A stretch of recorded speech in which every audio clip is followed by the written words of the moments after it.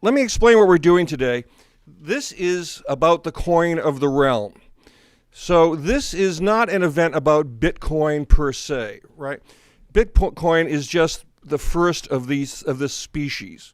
If it disappeared tomorrow, I don't think many of us would be tremendously surprised, but we suspect that it might be replaced by something else that might be adapted. Anybody here remember Alta Vista, the first search engine of any? Okay, Bitcoin might be Alta Vista, but that's okay because Google might be in the wings. And so that's why we think it's important to be here today to find out what does this mean to the future of sovereign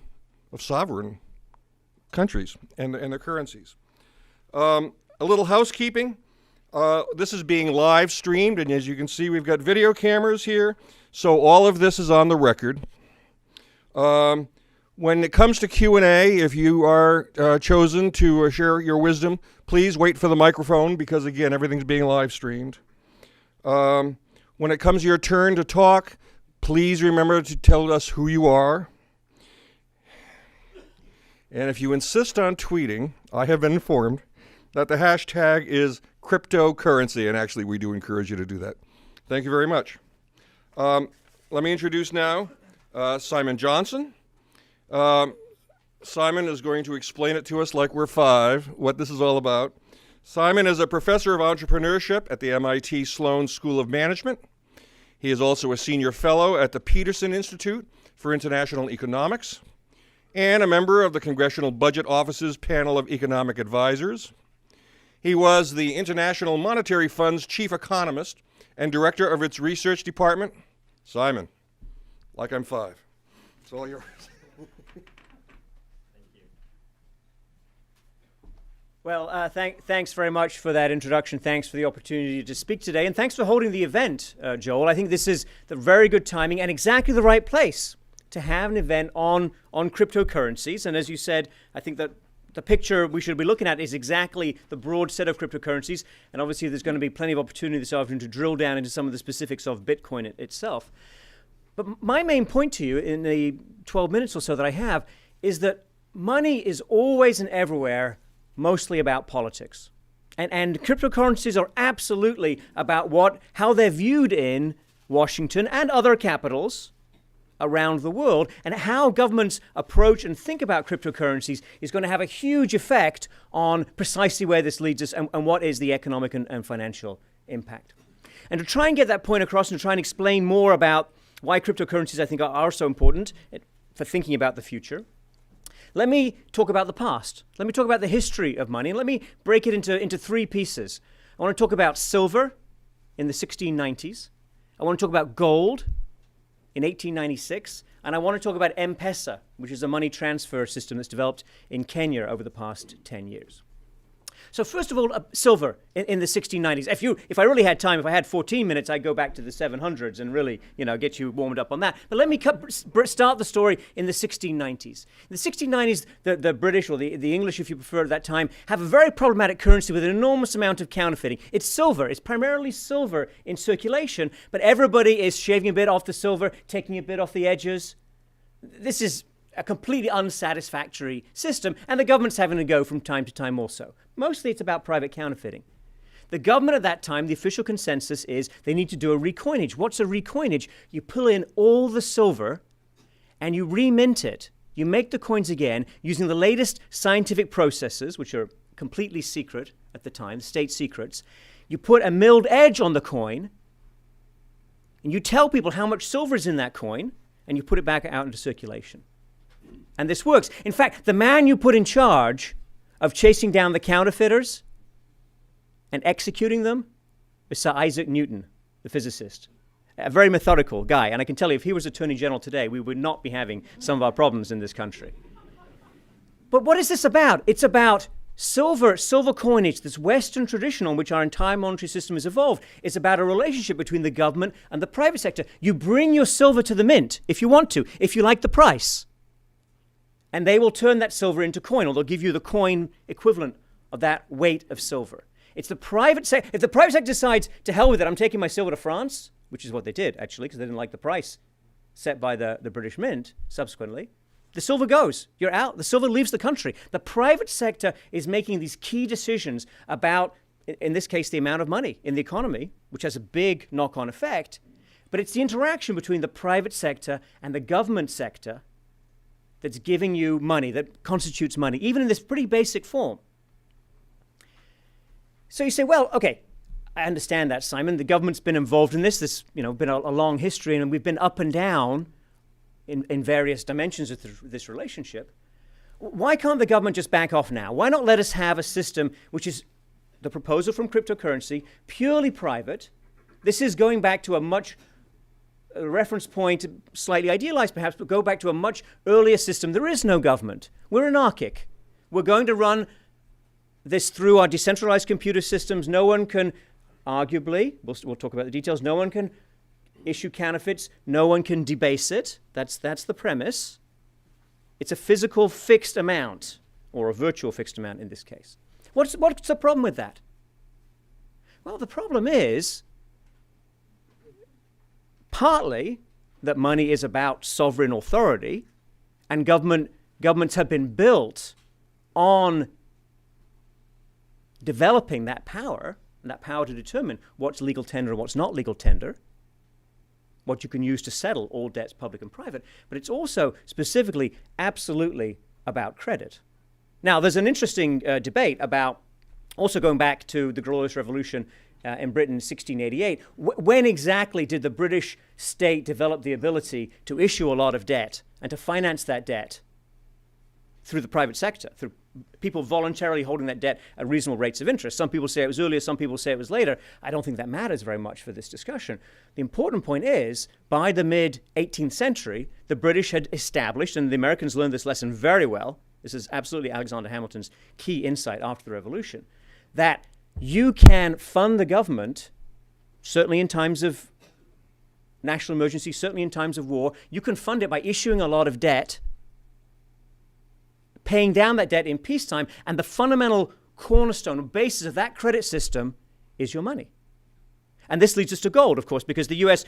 had a bimetallic system, silver and gold, early in the Republic. By the late 19th century, it had shifted, for various reasons, onto an entirely gold standard. And the election. You think we have arguments about politics of money and central bank policy in the United States today, and we do. We worry about what Janet Yellen is going to do on what basis. That's nothing compared to the presidential election of 1896 and 1900, where the fight was specifically, directly about whether you should reintroduce silver to expand the money supply and expand credit. That was William Jennings Bryant's claim to fame. That was the Cross of Gold speech at the Democratic Convention, ahead of the 1896 election. Expand the money, provide more credit to the system. Fighting about who gets credit, the allocation of credit, is absolutely central to the political process and central to what the government needs to think about. Now, again, the cryptocurrencies are trying to abstract from that, saying, look, we don't like the credit system. We don't like, and I'm entirely sympathetic to this view, we don't like what has happened to our very large international complex banks. We don't like what's happened to government debt and the management of government debt. We don't like the entire system of credit, perhaps, or even fractional reserve banking that has been built around the monetary system that is between money and credit, intertwined with both.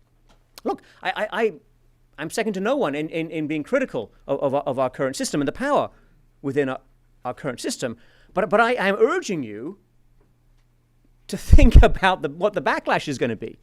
Because if you really could, as Joel said, either now or in the future, have a cryptocurrency which is completely aside from the way we run credit now, you are taking an enormous instrument of power away from the government, away from the people who currently exercise it, who currently participate in that. That's enormously challenging. Of course they're going to react. And they're going to react with some legitimate concerns about who uses the money, about money laundering, about illegal transactions, as well as having their own motivation, which is maintain a current system, which works very well. Well, it works well enough from their perspective relative to the cryptocurrency alternative. Whether it works well, again, I think we'll discuss. There's many reasons to be dissatisfied.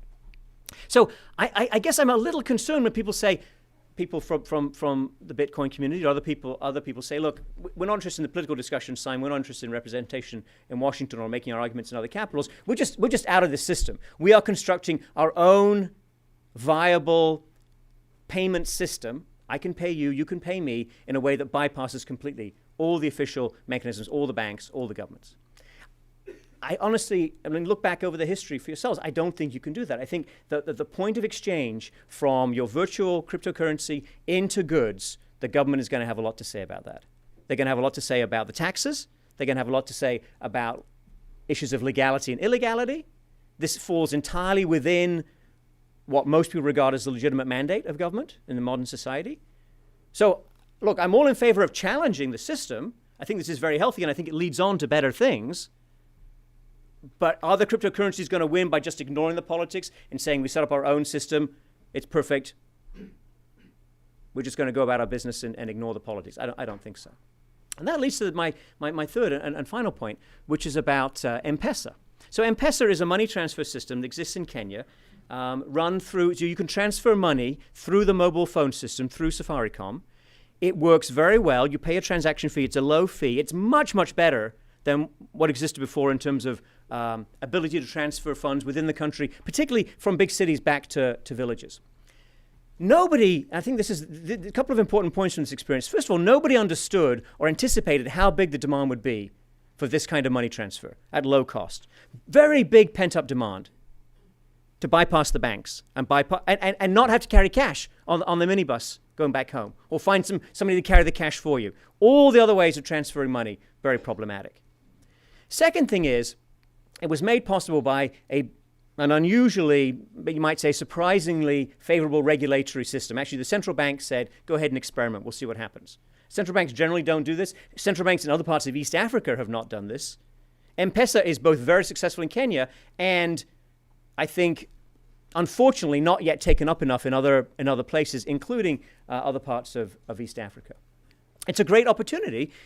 People trust the system, and this is not a cryptocurrency. This is you're giving your money to the phone company. Your phone company is holding 100% reserves in commercial banks. They have the full amount on deposit, and they're transferring the funds to an agent in the village who's giving it to the people you want to transfer it to. This is not a cryptocurrency, but it does speak to the fact that people want to be able to make payments more cheaply at what they regard as lower risk.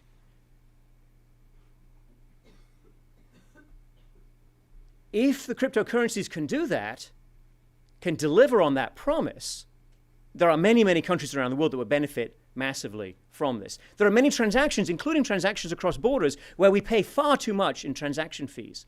So that promise of cryptocurrencies, I think, is a very appealing promise. Whether they can deliver is another matter, and that delivery is going to depend on whether you can reach an accommodation, a political regulatory accommodation within the countries in which you want to operate. That's how Safaricom did it. Sure, you can have a store of value. You can have transactions in anything you want. You can buy and sell old masters' paintings. You can buy them for delivery offshore on the tarmac of the Geneva airport. It's all stored there for you. No problem at all. Can you create a money? Can you create something that will be used to transfer value, to make payments, to replace credit cards, to replace cash payments? That's the bigger question the cryptocurrencies are pursuing, and that's where Bitcoin has got our attention. And I think that Bitcoin is demonstrating some very important aspects, some positive, some more problematic, and we'll discuss both today. But you have to take on the politics, and the people who want cryptocurrency to succeed have to engage with the political agenda. They have to explain why this makes sense. They have to reach an accommodation with government, which is going to be difficult because you're challenging the system and you're challenging the credit system around which modern governments are structured. And I don't think cryptocurrencies are going to be consistent with or build up banks as we know them today. I think they're a bypass. That's the motivation. That's the goal. And I have no problem with that goal. I think, Joel, ultimately, what we're going to do is end up with some system that will reduce the transaction costs. That the official system, which is very oligarchic right now and very much embedded with the way government operates, is going to have to change. This is a great pressure point. And that's to the benefit of everyone. Do we end up exactly with cryptocurrencies as currently envisaged? I'm not sure, like you.